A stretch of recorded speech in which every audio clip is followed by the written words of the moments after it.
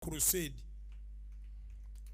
ng'ogyeko abaana okuweereza aba Sunday school mu crusade abaweereza abayimbi tebazze kukola concert tebazze kukola entertainment bazze kuweereza for the first time tetwabanyumiddwa bunyumirwa ne tuzina wabula baweereza gye tuli era natudde essaawa zenteekwa okugendera ku kituuti si ze nagendeddeko buli muntu ng'akimanyi nti wendi naye nga tuwaliwo muntu kyamiisi nga ffenna nga tutoola twebaza abayimbi bonna nga simenye mannya mwebala ab'ebyuma bya house of prayer enkubira gye mwakubiddemu abantu bano nga bakuba live luyimba kyo lwasinza obbanyumira mu kukuba live mu lukubemu katono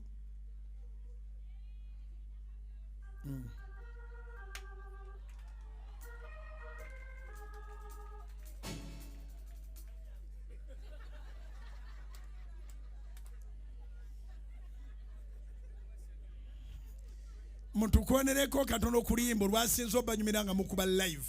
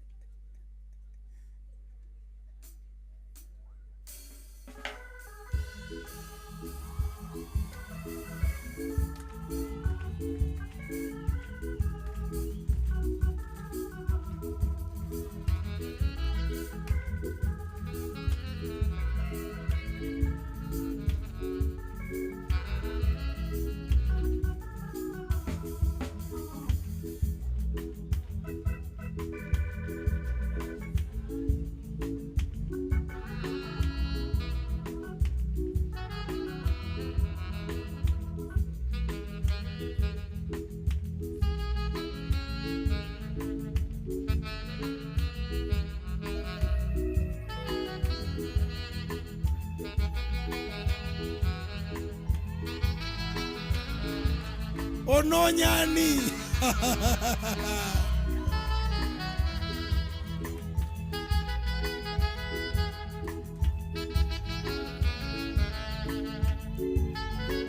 ezo teziyinza kuba zange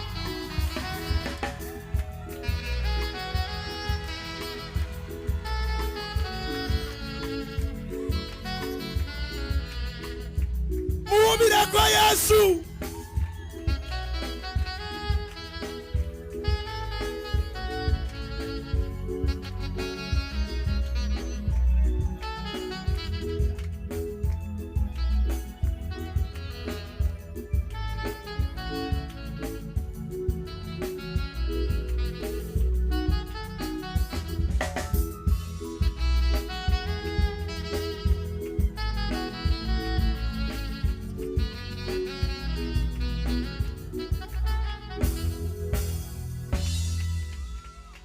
kakati gano ge mawulire amalungi ge nnina bw'obanga okola embagayo obanga okola kukyala oba kwanjula ng'oyagala ab'ebyuma be bano teri balala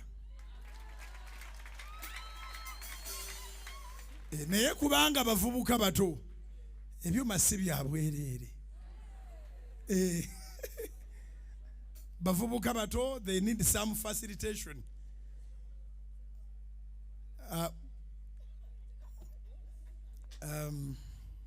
Can I say it? Yes. Are you ready with the contact? Yes. Tuwali nsongola kite tuyamba baffi. Susan Makula kaleete namba y'essimu. Tukuwe essimu gy'okubako ye petroni waabwe.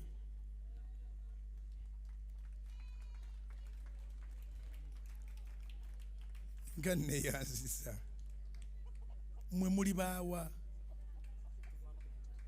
muva lukunjiri aberukunjiri bandeeteddeyo enkoko mwabadde Kololo oba muze mu service mwaze mu service leeta amafuta aberukunjiri mbateekeko agaabo kubanga wano olwaliro kye tuliko. Amina. Aberukunjiri banenganso nsobbalaba omwana yani n'abaasatu kubaddeyo mu linnya lya Kitaffe n'Omwana n'Omwoyo Omutukuvu mu linnya lya Yesu Kristo Omunnazaaleesi. Nkusabidde n'omwami wo mugende mulabe omukisa gwa Katonda, independence mugitwalire ddala mu linnya lya Yesu. Wangi olabe ekisa kya Katonda mu linnya lya Yesu. Mukwano gwange ogamba tandeetedde eyekutiya y'ebinyeebwa gy'omuze waggulu eno. Singa si kisibo, singa sisusaako. Mubimanyimu ebinyeebwa. Emu abamanyi temumanyi mpeke. Ova wakozi? Nva Bulambuuli. Bulambuuli.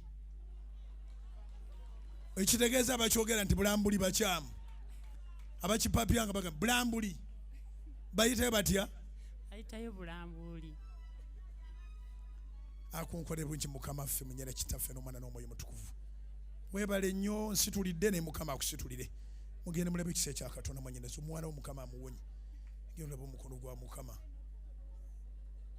Amiina. Lunywere, tewali kirujjamu, ojja kuzaalanga abaana nga balamu. Amiina.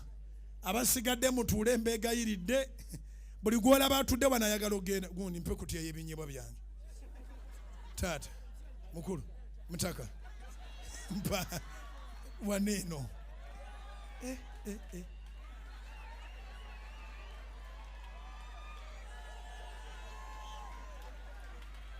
Binyeebwa bibisi gw'omala gabiteeka wali.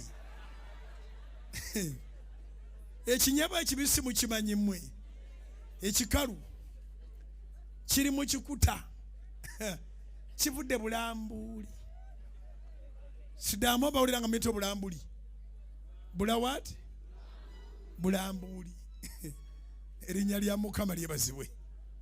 Haleluya. Mbadde maze okwebaza. Susan jangu mukwano. Kabiyite.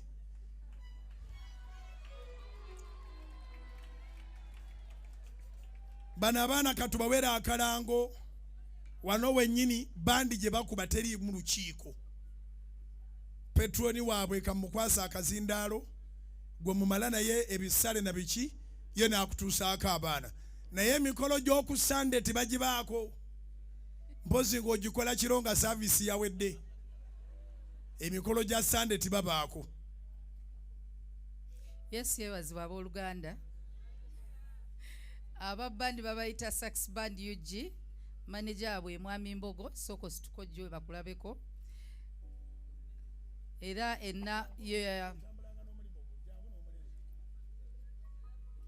era kube mundooza abakkirize n'obuyimba bw'omukwano ku mikolo abukuba.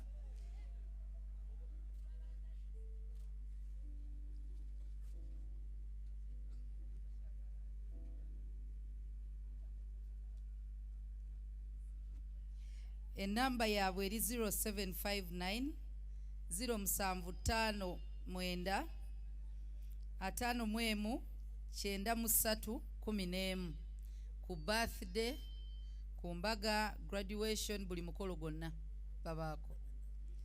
075 9 5 9 3 Bagenda okusimbulanga sente ziweddeyo. Tewali kusasulako mboba bitundu 5. Ono yazikwata ziba ziweddeyo.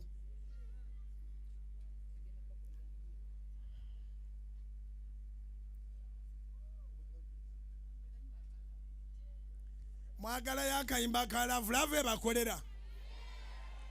Baliwa love bekolera. Bas. Kaba bakoneremu kamunga bandi.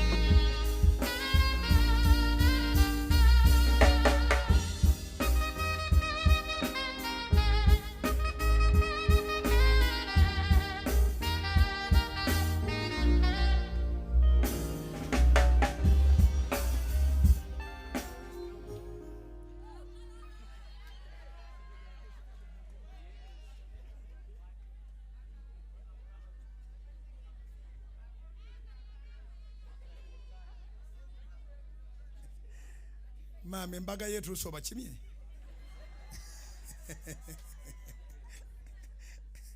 Anyway, olwaleero tuli mu kunyumirwa bunyumirwa.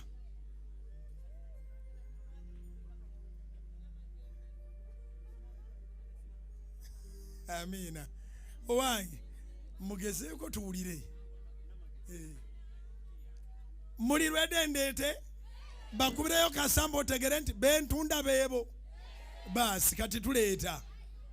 Tosaba luyimba gwe leka katukuwe. Tujja kubayo nesane nga kosaba ke tukuwa naye kati katukuwa akaffe.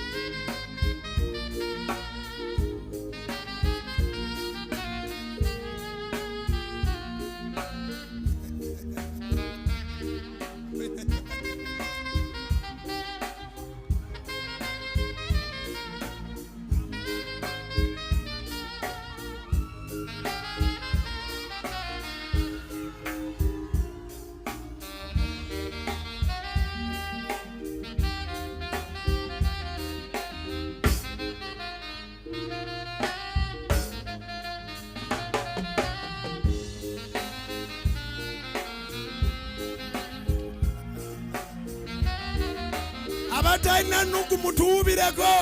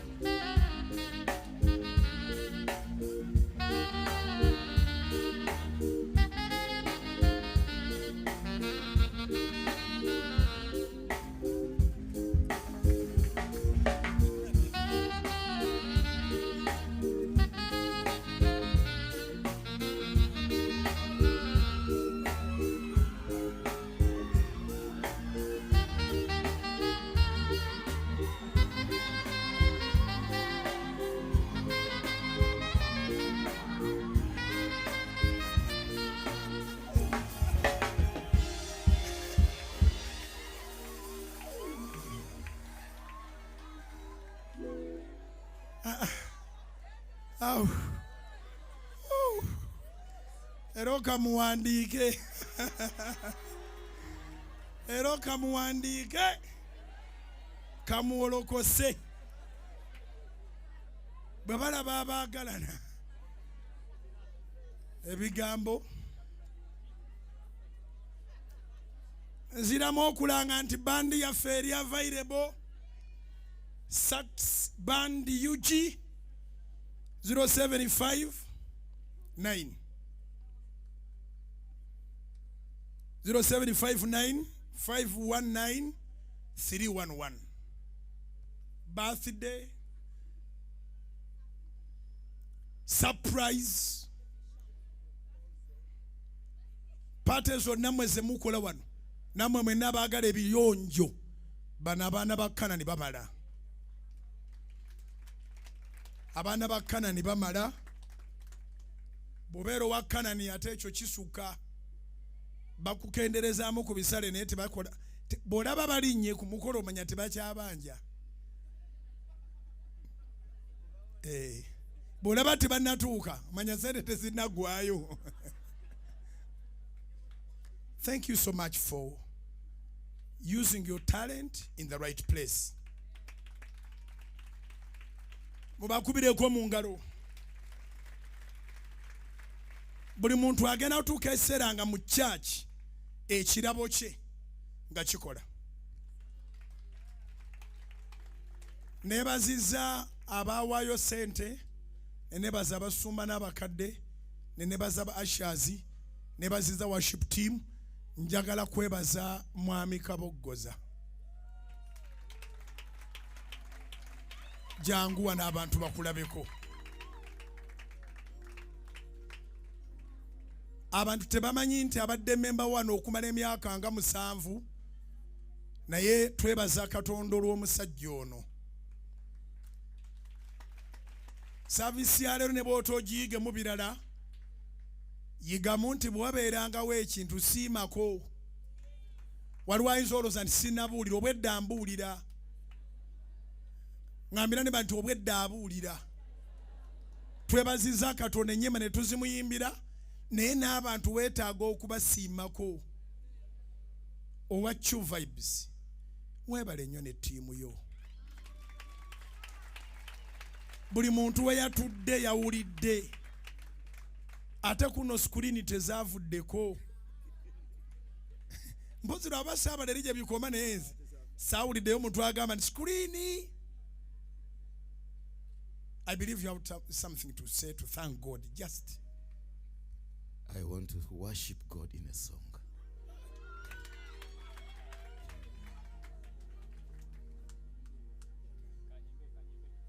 In a song, just one song, Musumba.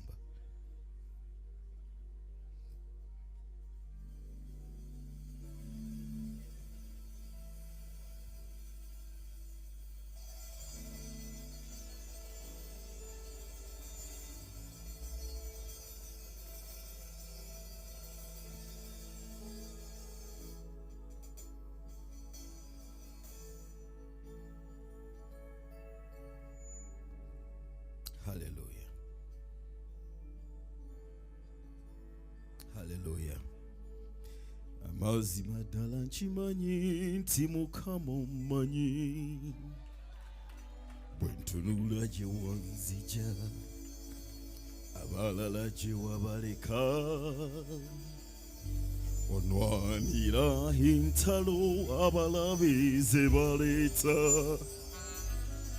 Kale ne bwe basituka nga Mukama w'oli, sitya si nsonga wadde nga sirina maanyi,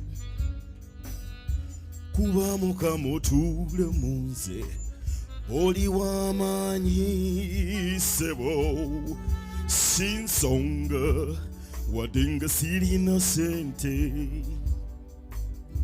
kuba gwe Katonda gwensinga ensi y'eno. Kanyimbe nyimuse erinnya lyo Yesu Mukama, otalinze nandibadde ntya nga bino byonna Mukama ebinnuma bitwale abalabe bange bazijjeko olukongolo.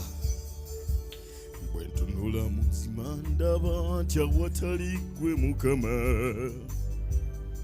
yenze nandibadde ntya ennaku nandigizeewa, nekweka mu ggwe olwazi olwasi. Mukama mazima oli mwesigwa, kumanya ebyange. Saasira obunafu bwange amaziga ago genkukabira, kuba mu maaso go Kitange ndi mwana ssebo. Saasira ebyonno byange Mukama wenkusobya, tosiba musungu tova ku ludda lwange. Oh, kanyimbe nyimuse erinnya lyo Mukama, otalinze na bino byonna Mukama ebinnuma bitwale abalabe bange bazijjeko olukongolo. Nyamba sobola okusonyiwa nanga bansobya, yadde bye bankola bimenya omutima, abali eyabateesa engeri gye bansuula. Mukama mmanyo balabe akyankalanye, taasa nkozesa ekitone kyankama kyompadde, era nsaba onyambe onzijeko amalala. Saba okozese obulamu bwange nga kyalina maanyi, onkozese binene. Kanyimbe nyimuse erinnya lyo Yesu, bw'otolize nandibadde ntya na bino ebinnuma bitwale bazijjeko olukongolo. Kanyimbe nyimuse erinnya lyo Yesu, Mukama bw'otolinze nandibadde ntya na bino byonna Mukama ebinnuma bitwale abalabe bange bazijjeko olukongolo.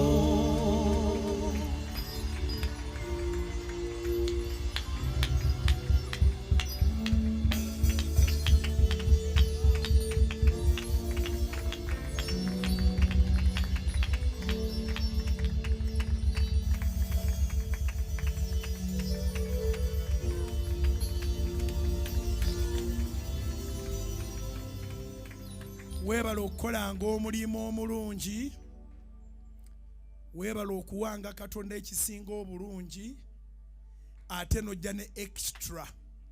Omusajja ono nyina be namugambye okukola mu ddakiika esembayo, ekituuto ekyo design y'omusalaba namugambye tuweereza musalaba gwa Mukama waffe guteekewo, n'aguteekawo.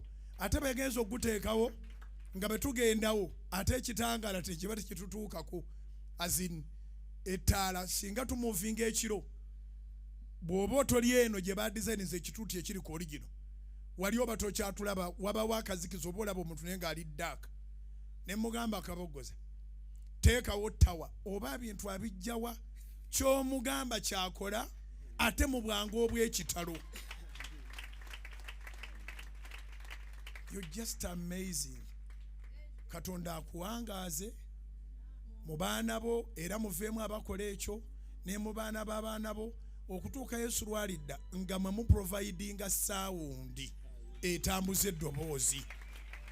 Era Katonda akuwe contract mu Afirika yonna ne mu mawanga g'ebweru.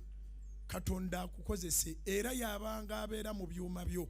Omwoyo omutukuvu taganyanga ekyuma okujja, taganyanga ekintu kyonna okusiriira, taganyanga accident ng'ebyuma bigenda mu mawanga okubulira enjiri obanga bitambula mu ggwanga lino.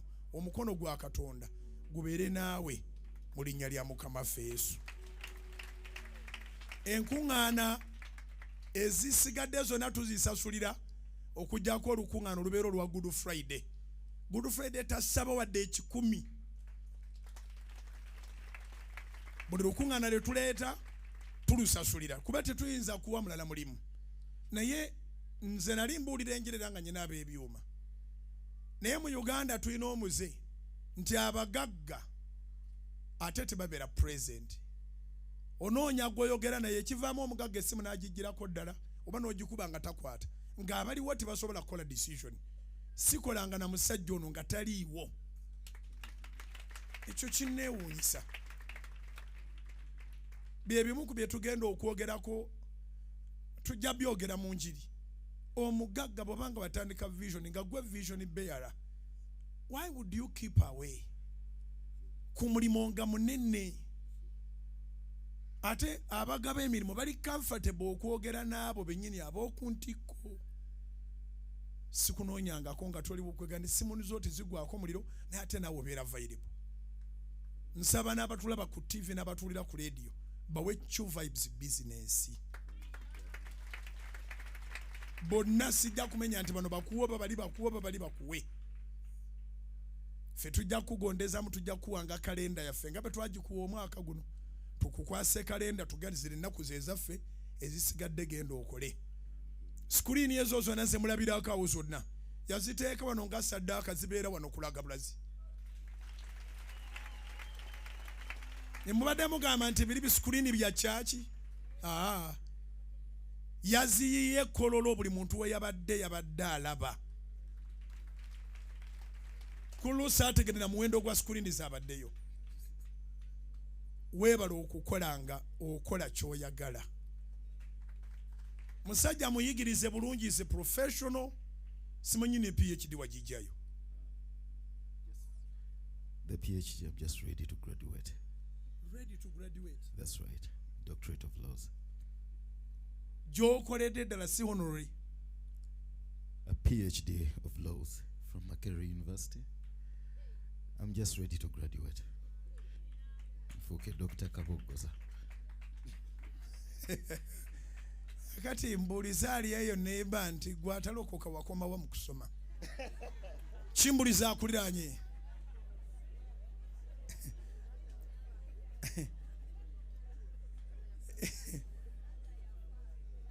Amalyo gakinga ne P7 tuwagimalako.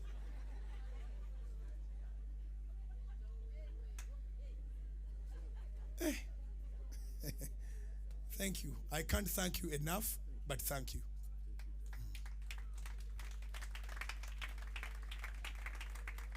Omusajja omulala gwenjala okwebaza simanyi oba wali ku Canan, Simon Peter Watch. Simon Peter Watch yakwasaganyiza security. Akwasaganya security okuva usoprero yatandika okutuusa olwaleero. Wherever you are, we do appreciate your services. Era Ready Top mwagirabye buli kika kya security kyabaddewo tebamwemulugunyako ate naffe tetwemulugunya. So Mukama atuweere Simon Peter Watch omukisa. Yafuuka deputy RCC we yembalala ayinza oba yadduse edda ku mirimu. Bw'aba ali kumpi ajja kunsanga ku kituuti. Bw'aba yagenze edda embalala it is okay. Yasabye kaalifu najja n'akola omulimu n'agumaliriza azeeyo kujja gavumenti. Kibayita okukolera Katonda n'ensi yo. Nzijukizaako yes. Omanyi nawasa spare brain. Akati ambulidde. Chosen! Bali recording abaana bange baagala kwenda baku TV. Chosen!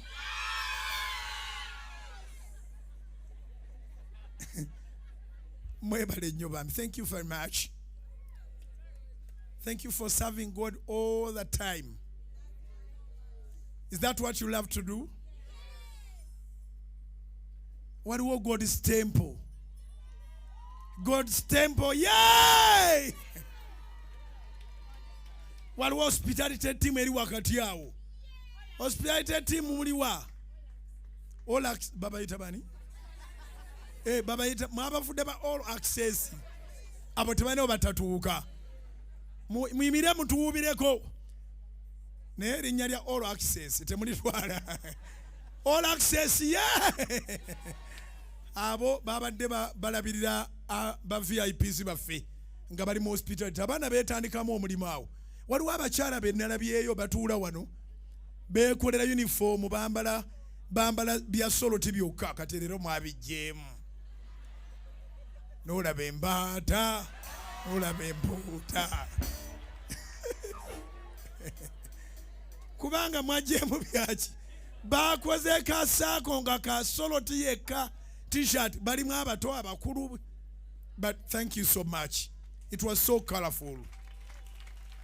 God's army.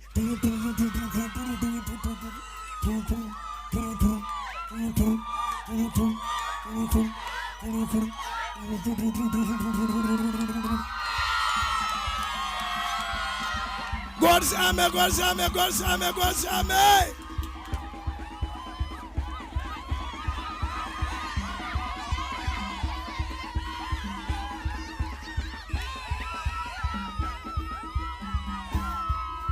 Hallelujah. Bano babuulira bubuulizi nti nze ndi mujopadola nga bakubuuza ndi muzina mutya.